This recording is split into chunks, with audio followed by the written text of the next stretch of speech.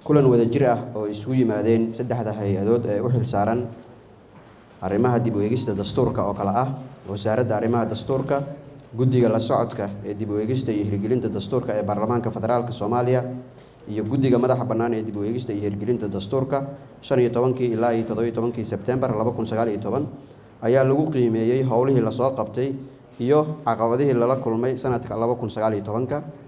kulankaas ayaa hay-adaha u xilsaaran dib u eegista dastuurka waxa ay si qoto dheer u falaqeeyeen dibna u eegeen tubta geedi socodka dib u eegista dastuurka iyo qorshayaasha kale ee la jaanqaadayay iyagoo isla qaatay qodobada soo socda.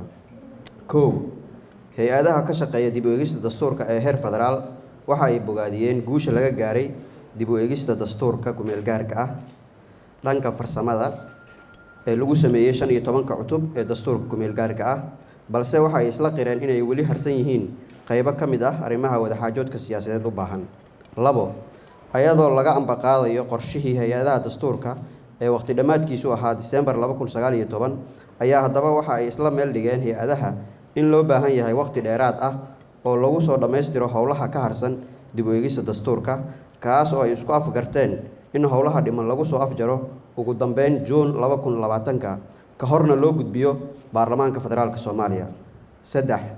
hay-adaha dastuurka waxay ugu baaqayaan madaxda sare ee dowladda federaalka iyo dowladaha xubnaha ka ah dowladda federaalka in ay sida ugu dhaqsiyaha badan heshiis wax ku ool ah uga soo gaaraan arrimaha wadaxaajoodka siyaasadeed u baahan ee ku jira dastuurka, ayadoo hay-adaha dastuurka ee heer federaal iyo kuwa dowladaha xubnaha ka ah ay diyaar u yihiin inay ka caawiyaan dhinaca farsamada.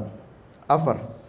waxaa la go'aamiyey in saddexda hay-adood ayagoo kaashanaya hay-adaha dastuurka ee heer dowladaha xubnaha ka ah federaalka bilaabaan la tashiyada dadweynaha ee dib u eegista dastuurka. 5. hay-aduhu waxa ay mar kale adkeynayaan in sida ugu dhaqsiyaha badan lagu soo dhammaystiro xubnihii ku matali lahaa dowlad goboleedyada guddiga madaxa bannaan ee dib u eegista iyo hirgelinta dastuurka. 6.